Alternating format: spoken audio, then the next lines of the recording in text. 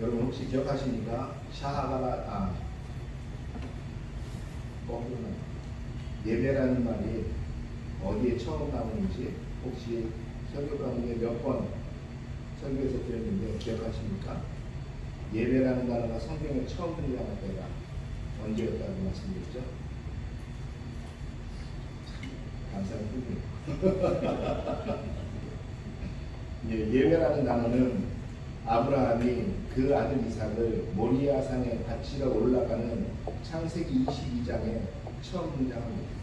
가장 아브라함이 마음이 아파 힘들어할 때, 그리고 그가 고난 가운데 고민 가운데 있고 그 마음이 가장 번뇌 가운데 있을 때, 그때 아브라함이 종들에게 하는 말이 무엇이냐면, 그 모리아산 아래에서 너희들은 여기서 나귀를 지키고 있거라. 내가 나의 아들과 둘이 저 산에 올라가 하나님께 뭘 하고 오겠다. 그때 처음 등장하는 말이 예배라는 말입니다. 예배하고 오겠다. 예배는 여러 번 말씀드렸지만 히브리어로 뭐라 그랬죠? 샤하라는 명사예요. 샤하라는 명사. 이 샤하라는 명사는 배를 완전히 땅에 굴복하고 나의 머리를 땅에 굴복해서 완전히 그 앞에 서는 것을 샤하라고 합니다. 다시 말하면 이 샤하라는 명사는 오직 누구에게만 쓰이느냐? 왕에게만 쓰이느냐? 왕에게. 다시 말하면 내가 지금 왕 앞에 있다 라고 생각할 때, 그리고 그 왕 앞에 섰을 때 쓰는 단어가 바로 이 샤라는 히브리어입니다. 이 샤, 곧 내가 왕 앞에 완전히 부복하여 그 앞에 고개를 쳐들지 못할 정도로 부복하듯이 내가 하나님 앞에 그렇게 만나보겠다라는 것입니다. 다시 말하면 샤는 하나님을 나를 왕으로 삼는 것입니다. 다시 말하면 샤는 하나님을 나의 주인으로 삼는 것입니다. 다시 말하면 예배는 하나님을 나의 왕으로 삼고 나의 주인으로 인정하는 시간입니다. 왕 앞에 나오고 왕 앞에 서고 왕의 얼굴을 경외하는 시간. 우리가 이재명 대통령이 아니라 필리핀의 대통령 공공이 아니라 여기 시장인으로 있는 아마 파울로 주테르케만 봐도 우리가 얼마나 그 앞에서 떨어져요. 우리가 지금 그 왕 앞에 서 있다는 것을 한시도 잊으시면 안 될 것이라고 생각합니다. 아멘? 아멘? 예, 왕 앞에 우리가 서 있습니다. 그러면서 오늘 예배를 말씀을 시작하도록 하겠습니다. 성경에는 우리가 많은 믿음의 거장들을 볼 수 있습니다. 그 믿음의 거장들을 보면서 우리는 그들을 쫓아가고 싶어하고 본받고 싶어하고 따라가고 싶어합니다. 그 많은 믿음의 거장들이 하나님 앞에서 어떻게 믿음을 지켰는지, 또한 어떻게 하나님 앞에 삶을 살아갔는지, 우리는 그 삶을 어찌 보면 흠모하는 사람들이 바로 그리스도인이다 라고 우리는 이야기할 수 있을 것입니다. 우리가 잘 아는 그 우수한 거장들, 아브라함이나 야곱이나 이삭이나 또한 모세나 다윗이나 그 모든 사람들이 하나님 앞에서 설 때 그들이 처음부터 하나님 앞에 하나님의 종으로 타고난 사람들은 아니었어요. 우리가 잘 아는 것처럼 그들은 원래 미천한 사람들이었어요. 미천한 사람들이었지만 그들이 하나님과 동행하며 하나님의 사람으로 인치심을 받은, 무엇보다도 하나님을 알고 또 하나님의 방식대로 그들이 살려고 그리고 살아가기 시작했을 때 그들은 우리가 지금도 아는 위대한 믿음의 거장들이 되었습니다. 여러분, 아브라함이 누구입니까? 아브라함은 원래부터가 아브라함은 가나안 사람이 아니었어요. 아브라함은 가나안을 팔레스타인으로 본다면 아브라함은 완전히 이방 사람입니다. 지금의 이란 사람이 아브라함이에요. 여러분, 지금 상황이 이란과 팔레스타인과 상황이 좋습니까? 절대 좋지 않습니다. 그리고 고대에도 이란과 이라크도 고대에도 바빌론과 그리고 페르시아가 상황이 안 좋았던 것처럼 이란과 중동 사람들은 원래 친하지 않았어요. 그런데 그 아브라함이 누구냐? 그 이란 사람이에요. 지금으로 치면. 그 우르라는 곳이 지금의 이란이 있는 곳인데 그 우르에서 그가 떠나 다시 가나안 땅까지 오는 기나긴 여정 가운데 하나님을 만나게 됩니다. 그런데 그가 하나님을 처음 만날 때가 언제냐? 우리가 잘 아는 것처럼 그가 고향 땅 우르를 떠나서 가나안으로 오게 될 때 그 가나안 중간에 아버지와 모든 가족들이 함께 하란에서 머무는 순간 그가 하나님을 만나게 됩니다. 왜요? 그의 아버지, 인도자였던 그의 아버지가 데라가 그곳에서 죽습니다.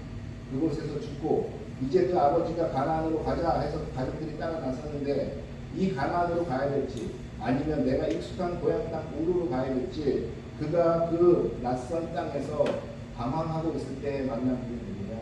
바로 하나님입니다. 그때 우리가 잘 아는 창세기 12장에 그 축복의 말씀, 그 약속의 말씀을 하나님이 아브라함에게 주셨습니다. 그리고 아브라함은 그 말씀에 의지하여 가나안 땅까지 오게 됩니다.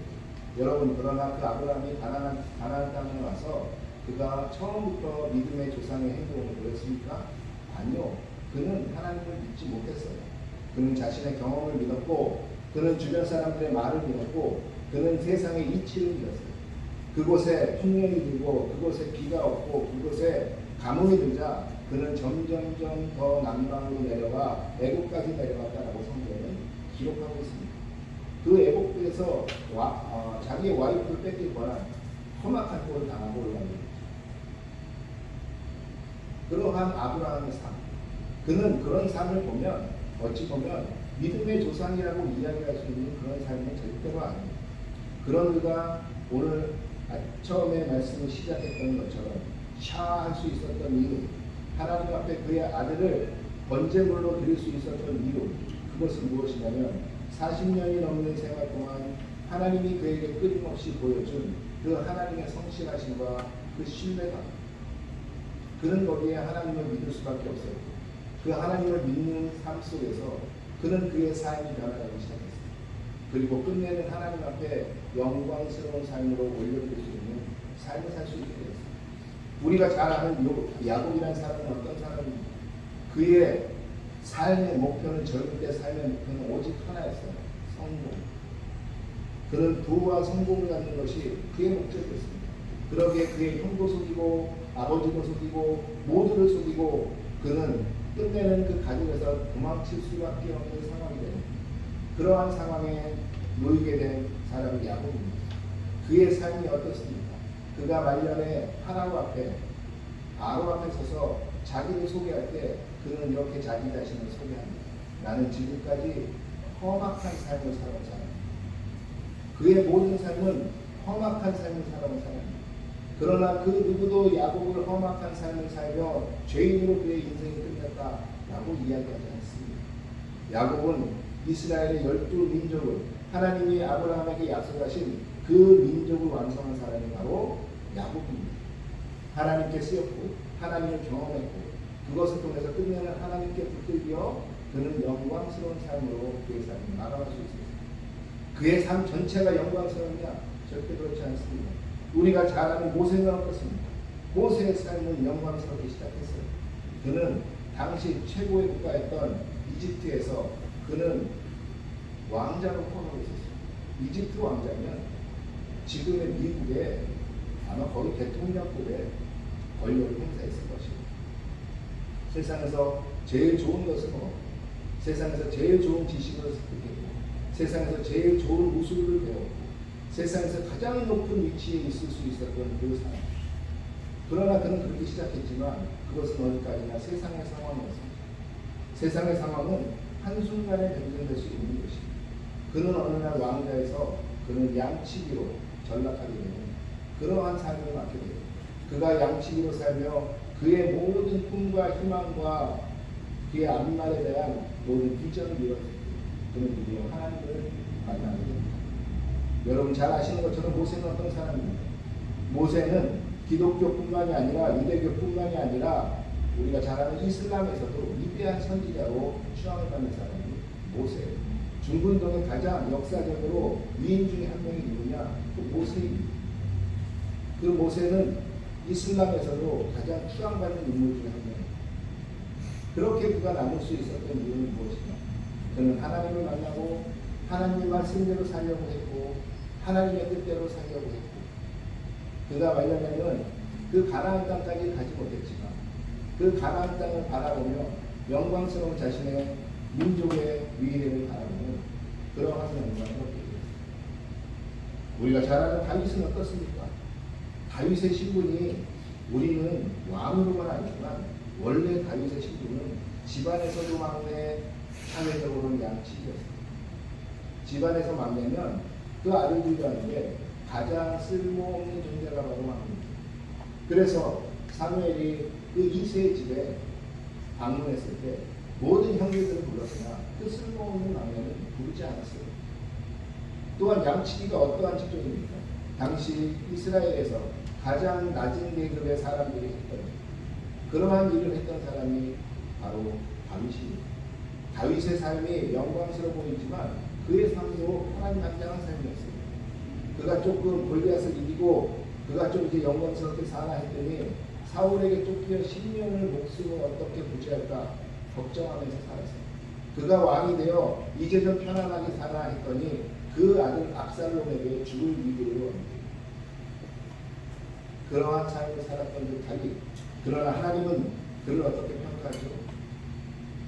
하나님은 다른 행전을 보니 나의 마음에 온전히 합하지 않은 전체 중에 다윗 하나밖에 없었다 라고 하나님은 그를 평가하십니다. 그 다윗이 그 우리가 아는 다윗으로 끝날 수 있었던 어떠한 환경 속에서도 그 시편의 수많은 노래들을 통해서 알 수 있는 다윗의 마음이 무엇이냐. 나는 그래도 하나님의 사랑을 살고 싶습니다.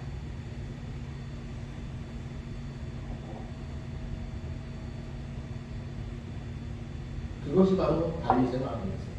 그 마음이 곧 우리가 아는 다윗으로 만들었습니다. 여러분, 그러나 수많은 성경의 인물들이 다 이렇게 좋은 것으로 끝나지는 않았습니다. 그 수많은 하나님의 부르심을 받은 사람들도 끝내는 하나님으로부터 떨어져 나간 사람들도 있고 끝내는 그 삶이 실패로 돌아간 사람들이 많았습니다. 그 대표적인 사람이 누구일까요? 바로 사울이라는 사람입니다. 불릴 때부터 사울도 하나님의 택함을 받은 사람이었어요.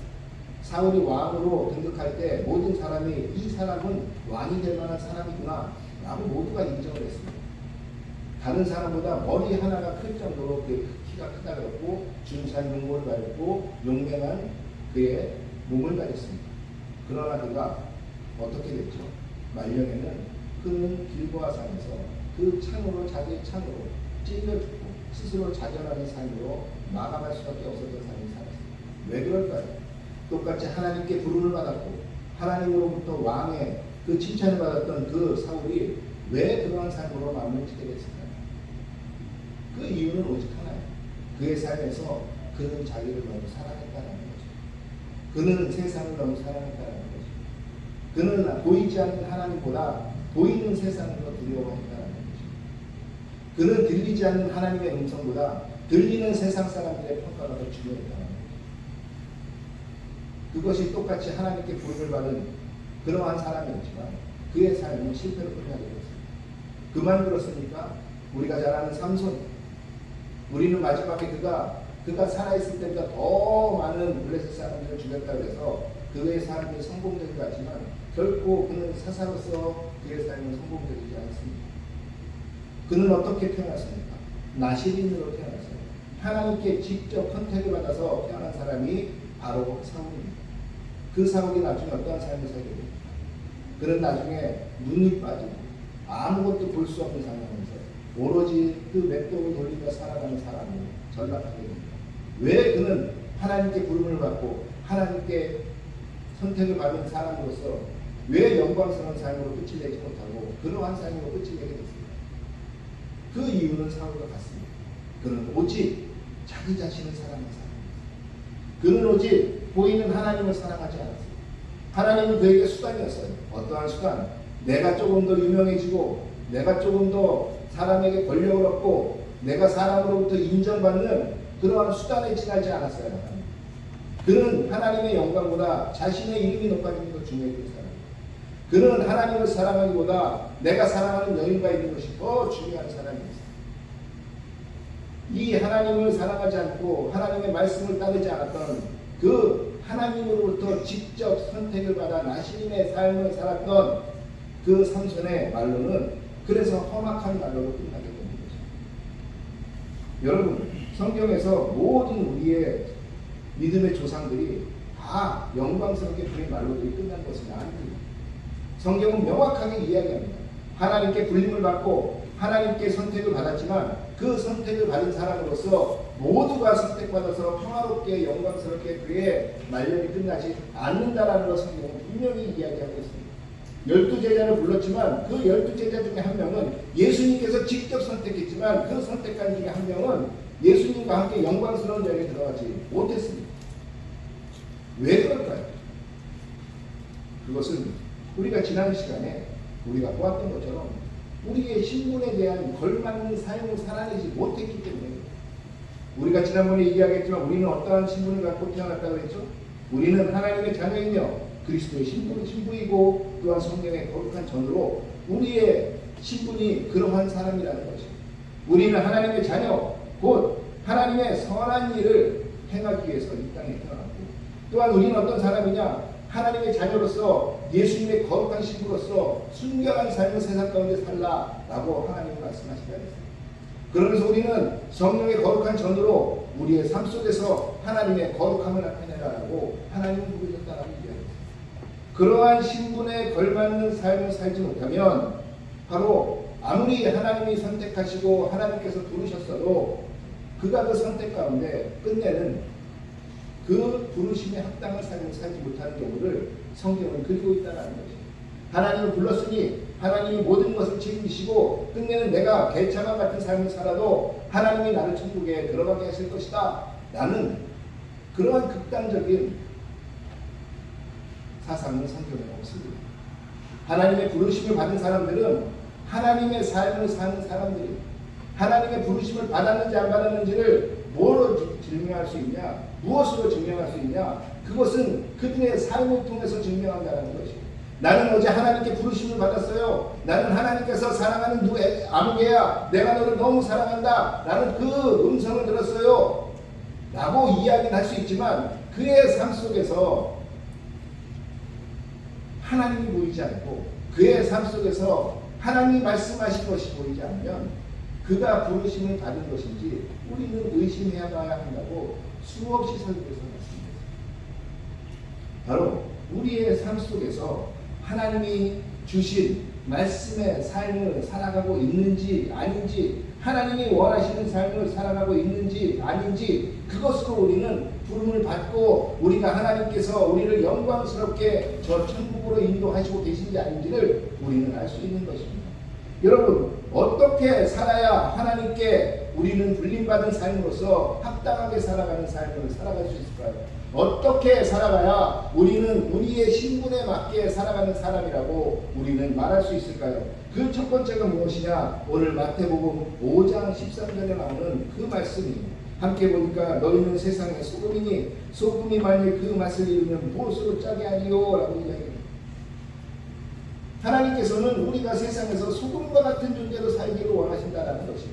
여러분 하나님께서는 우리를 통해서 세상에 소금으로서의 역할을 감당하라고 말씀하십니다. 여러분 소금이 하는 역할 너무 잘 아시잖아요. 음식에 소금이 안 들어가면 맛이 없어요. 너무 많이 먹어도 문제가 되지만 소금이 없으면 문제가 됩니다. 또한 소금은 냉장고가 없을 때 잘 아시죠? 모든 것을 부패하지 않게 하는 것이 소금이에요. 소금의 가장 중요한 역할이 무엇입니까? 소금의 가장 중요한 역할은 그 소금 자체가 그 음식에 들어가 자신을 녹여내어 그 맛을 내게 하는 것입니다. 이것이 소금이 하는 가장 중요한 역할입니다.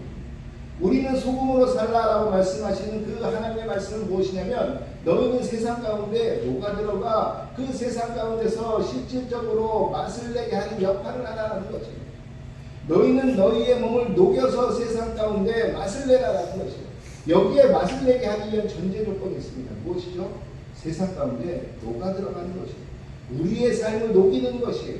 우리의 삶을 희생시키는 것이에요. 우리의 삶을 희생시켜 세상 가운데 세상 사람들에게 하나님이 누구신지를 알게 하는 것입니다. 이것이 소금의 역할인 것입니다. 하나님께서 우리에게 너는 세상의 소금으로 살라라고 말씀하신 것은 네가 그 소금에서 꼭 필요한 존재로 살아야 된다 아니에요. 너는 그 꼭 필요한 존재, 어떤 필요한 존재, 네 몸을 세상 가운데 녹여 그들에게 참맛이 무엇인지를 알게 해줘야 한다는 것입니다. 너의 몸은 녹이지 않고 네 것은 다 가지고 있으면서 네 것은 가지고 있는 것을 넘어서 너의 것보다 더 많은 것을 취하려 하면서 다른 사람들 것을 뺏어가면서라도 취하려 하면서 다른 사람들을 이기고 밟고서라도 취하려 하면서 어찌 참맛은 세상 가운데 보일 수 있겠느냐 라고 예수님은 말씀하시는 것입니다. 여러분, 이 마태복음 5장이 무엇으로 시작하는 것입니까? 복이 있는 사람은 심령이 가난한 자는 복이 있나니 라고 시작하는 바로 산상수훈의 시작이에요. 산상수훈의 시작에서 지금 무엇을 이야기하냐면 예수님께서는 복 있는 자, 하나님께서 복 있는 자로 부르심을 받은 자들이 누구신지 이야기하고 첫 번째로 말씀하시는 것이 무엇이냐? 너희들의 삶에서 이 복 있는 자로서 세상 가운데 이것을 녹여내라라고 이야기하신다는 거죠. 그 너희의 모든 복 있는 삶을 세상 가운데 녹여내어 그 참맛에 세상의 기쁨의 맛이 무엇이고 행복의 맛이 무엇이고 참 세상에 살아가는 맛이 무엇인지를 보이라는 것입니다. 그래서 첫 번째, 너희는 소금과 같은 삶을 살아야 한다고 말씀하십니다. 두 번째, 오늘 보니까 또 뭐라고 이야기하죠? 14절에 보니까 너희는 세상의 빛이라 산 위에 있는 동네가 숨겨지지 못할 것이다. 제가 이스라엘 가보니까 이 말이 무슨 뜻인지 이해가 됩니다. 잘 아시는 것처럼 이스라엘의 유명한 모든 도시들은 평야에 있지 않습니다. 다 산 위에 있습니다. 예루살렘 산꼭대기에 있습니다. 대표적인 것이 예루살렘은 산꼭대기에 있습니다. 근데 산꼭대기에 불이 하나 켜지면 그 모든 불들이 보니까 그 동네가 있다 없다가 숨겨지겠습니까? 빛이 켜지는 순간 산꼭대기에서 저기 동네가 있구나. 이것이 모든 사람들이 알게 됩니다. 산 위에서 빛나고 있는 그 빛이 우리 안에 있는 거죠. 우리는 세상의 빛인데 그냥 산 아래 아니 어디 뒤편에 있는 그러한 빛이 아니라 산 꼭대기에서 빛을 비추고 있다는 것입니다. 여러분, 빛이 하는 역할이 무엇입니까? 빛은 밝히는 역할을 하는 거죠. 밝히는 것. 어둠 속에서 빛이 켜지면 그때부터 움직일 수 있어요. 빛이 켜져야 참인지 거짓인지 알 수 있어요. 빛이 켜져야 이것이 길인지 막힌담인지 알 수 있어요. 빛으로만이 모든 것을 판단할 수 있어요. 우리에게 그 역할을 감당하라고 말씀하시는 것입니다. 어떠한 삶? 바로 세상 가운데 판단할 수 있는 그 역할을 감당하라는 것이에요. 이 빛은 우리가 내는 빛이 아니에요. 여러분, 우리는 빛을 낼 수 있는 존재들 자체가 아니에요. 우리는 빛이 없어요. 우리에게서는 스스로 발광할 수 있는 발광체가 아니라는 것이에요. 그러나 우리는 어떠한 존재는 될 수 있느냐? 우리는 태양처럼 스스로 발광하는 발광체는 될 수 없지만 달처럼 빛을 반사시킬 수 있는 존재는 될 수 있다는 것이에요. 그 빛은 누구시냐? 태양처럼 빛나는 빛은 오직 예수 그리스도 그 한 분이신데 그 한 분의 빛을 우리는 발광체가 아닌 반사체로서 반사시킬 수 있는 빛은 될 수 있다는 것이에요. 그래서 산 위에서 저 멀리서 비치는 그 예수의 빛을 저 산꼭대기에서 세상 사람들에게 비추고 있으라는 것이에요. 어떤 빛? 바로 진리의 빛을 너희는 꺼뜨리지 말고 계속적으로 그 진리가 무엇인지를 세상 가운데 비추고 있으라는 것이에요. 여러분, 진리가 무엇입니까? 성경은 이렇게 이야기합니다. 오직 진리는 한 분, 하나님 한 분밖에 계시지 않는다. 오직 진리는 한 분, 예수님 한 분밖에 계시지 않는다라고 성경은 선언하고 있습니다. 바로 그 진리 되시는 예수님을 우리는 반사해서, 우리는 반사체로서 세상 가운데 비치고 있으라는 것이에요. 그 빛이 꺼져가면 우리의 삶은 아무것도 아니라는 것이에요. 여러분, 그런데 세상에 얼마나 많은 진리가 있습니까? 성공하기 위해서는 너무너무 많은 진리가 있습니다. 그렇기 때문에 세상은 쉽게 진리들을 갈아탈 수 있어요. 우리의 원리를, 원칙을 쉽게 갈아탈 수 있어요. 언제나 원칙을 무너뜨리고 새로운 원칙으로 살 수 있어요. 그러나 성경은 그렇게 이야기하지 않습니다. 너희가 진리를 찾았으면, 너희가 예수의 제자면, 너희가 예수의 자녀면, 너희가 예수를 너희 품에, 너희 마음속에 품고 있다면 그 예수는 참 진리니 그 진리를 너희가 영원히 붙들고 너희가 변심하지 말고 그 진리대로 올곧이 살으며 세상 가운데 참 진리가 무엇인지 산 위에서 비치고 있으라는 것입니다. 여러분, 이 다바오에 많은 선교사님들이 계십니다. 잘 아시잖아요. 또한 세상에 많은 목사님들도 계시고 세상에 많은 성공한 사람들도 있고 많은 사람들이 있습니다. 그런데 머리까지 볼 거 없고 그리고 여기에 다바오에 계신 많은 선교사님들 중에 우리가 존경하고 사랑하고 하는 선교사님들 아마 개인적으로 다 계실 것이고, 지난 주에 이곳에서 그 다바오에서 썰번트 세미나가 조그맣게 한 2시간 있었습니다. 그런데 그 세미나 강사로 오신 목사님께서 원래 여기 계신 어떤 한 선교사님은 선교지에 가서 그곳에서 현지인 지도자들을 3박 4일간 가르치시고 오셨습니다. 샌프란시스코에까지 가셨습니다. 그런데 그분이 오셔서 저희가 하신 말씀이 뭐냐면, 이야, 정말 세상에 빛도 없이 아무것도 없이 그냥 소리도 없이 알려지지도 않는 위대한 선교사님들이 너무 많으세요. 이러십니다. 오늘 자기가 만나서 3박 4일간 하고 온 선교사님, 당신이 이곳에서 처음 만나는 분인데 이렇게 원리 원칙대로 올곧게 선교하시는 분은 자기가 처음 봤다는 겁니다. 그가 선교에서 가장 중요시하는 게 무엇인가 했더니, 하나님께서 말씀하셨으면 그 말씀에 빗나가지 않고 그 원칙대로만 하려는 그 원칙론자라는 거죠. 지금 그가 이제 은퇴를 하고 그의 삶을 이제 여전히 적어가며 선교도 적어가고 있지만, 그의 제자들을 자신이 직접 보는 순간, 그리고 그 리더자들을 보는 순간, 그 리더자들은 그냥 여기서 뿌려진 모든 씨앗들이 아니에요. 그 씨앗들 중에 그들을 이끌고 가는 리더자 딱 20명만 뽑았어요. 20명과 함께 그 성경 공부를 하는데, 자신이 지금까지 했던 성경 공부 중에 가장 자신이 도전받고 기뻤던 성경 공부입니다. 그런데 자신이 하나 깨달은 게 무엇이냐? 그분의 그 원리 원칙에 올고들이라는 거죠. 그 원리 원칙이 있으면 그 원리를 꼭 지키겠다는, 어떠한 상황에서 지키겠다는, 무조건 지키지 못하죠. 그러나 넘어져도 또 지키겠다는 그 올고들이 저분을 저렇게 만들어요. 라고 자신이 깨달아요. 여러분, 그리스도인들에게 필요한 것이 바로 이것입니다. 그리스도인이 하나님께서 진리다라고 이야기했으면, 이 진리는 세상이 무너져도, 속된 말로 머리가 깨져도 이 진리라고 이야기할 수 있는 것이, 그것이 우리의 원칙이 되어야 되는 것이죠. 그리고 그 원칙을 산 위에서 비치고 있으라는 거죠. 이것이 세상 가운데 빛으로 살아가는 그러한 삶을 이야기하는 거죠. 마지막으로 또한 무슨 삶을 이야기하냐? 성경은 향기로운 삶을 이야기합니다. 여러분, 여기서 이야기하는 향기로움은 우리가 향기롭게 되는 것은 아니에요. 우리의 향기로움이 아니라 우리의 삶을 통해서 예수님께서 향기를 받으시는 거예요. 하나님께서 향기를 받으시는 거예요. 다시 말하면 우리의 삶이 하나님께 영광을 올려드리는 삶이 되는 삶, 바로 이것이 향기로운 삶입니다. 여러분, 우리 죄인이 스스로 악취가 안 나면 다행이지 향기를 만들 수 있겠습니까? 그러나 하나님께서는 그분의 말씀을 따르고, 또한 그분께 영광을 드리려고 우리의 모든 전심전력을 다하는 것을 그분은 향기로운 제물로 받으신다는 것입니다. 흠향하신다고 하잖아요. 내가 너희의 제사를 흠향했다. 그 제사를 하나님이 드시는 게 아니라 그 올라가는 연기를 하나님이 냄새를 맡으시고 좋아하셨다라는 것입니다.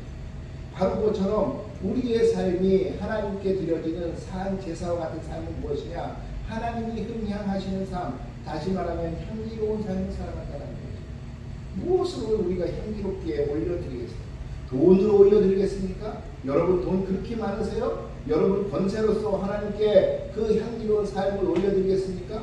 여러분, 하나님보다 권세가 더 많으신 분이 어디에 계십니까? 그러면 무엇으로, 지식으로 여러분이 하나님께 향기로운 제물을 올려드리겠어요? 하나님보다 더 지혜롭고 지식이 풍부하신 분이 어디 있으시겠어요? 여러분, 우리가 하나님께 무엇으로 하나님께 향기로운 제물을 올려드립니까? 우리가 그러나 하나님, 내가 당신의 말씀을 믿습니다. 내가 그 말씀에 순종하기를 원합니다. 내가 그 말씀에 하나님이 하신 말씀을 순종하려고 노력합니다. 내가 어디에 있든지 하나님을 잊지 않습니다. 내가 이 삶을 살아가기 위해서 순종하려고 노력합니다. 안 되지만 노력합니다. 하나님, 저에게 힘 주십시오. 이 삶을 하나님은 향기로운 삶이다. 하나님이 일하십니다. 하나님이 우리를 도구로 사용하세요. 도구로 사용하시지만 일하신 분도 하나님이요, 완성하신 분도 하나님이요, 모든 것은 하나님이 하셨지만 그 도구로 사용된 우리가, 도구로서 사용된 것만으로도 하나님, 나는 너의 삶을 통하여 향기로운 재물을 받았다 라고 이야기하죠. 여러분, 이렇게 영광스러운 삶으로 하나님께 올려드리는 삶을 삽니다. 이것이 바로 우리가 그리스도인의 본질대로 살아가는 거죠. 여러분은 소금과 같은 삶을 살아가고 계십니까? 오늘도 세상 가운데 나아가시면서 여러분의 것을 위해서 살아가십니까? 아니면 주변의 사람들에게 나의 것을 녹여 세상에 참맛이 무엇인지 보이기를 원하며 살아가십니까? 아니면 여러분은 오늘도 세상 가운데 그 하나님의 진리가 맞다라는 것을, 그것을 내가 원칙 있는 자처럼 붙들고 어떠한 상황 속에서도 이것을 놓지 않고 이루며 살아가기를 원하며 살아가시는 분들입니까? 아니면 세상에서 맞다라는 것을 추종하며 살아가십니까?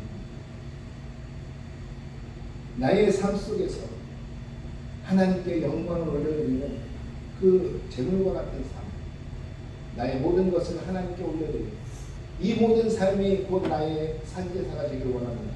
곧 예배의 삶이 되기를 원합니다 라고 고백하며 날마다 하나님 앞에 나아가는 삶을 사십니까?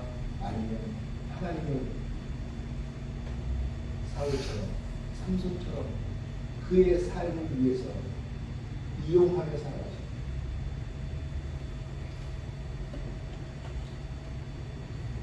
말씀의 결론입니다. 우리가 생각하는 성경의 거장들은 모두가 성공한 사람들이 아닙니다. 성경에도 하나님 앞에 영광으로 끝을 낸 거장이 있냐면 그렇지 못한 하나님의 불림받은 사람들도 있었습니다. 그 핵심은 어디에 있느냐? 바로 하나님께서 원하시는 삶을 살아가려고 했느냐, 아니면 나를 살아가는 삶을 살아가려고 했느냐.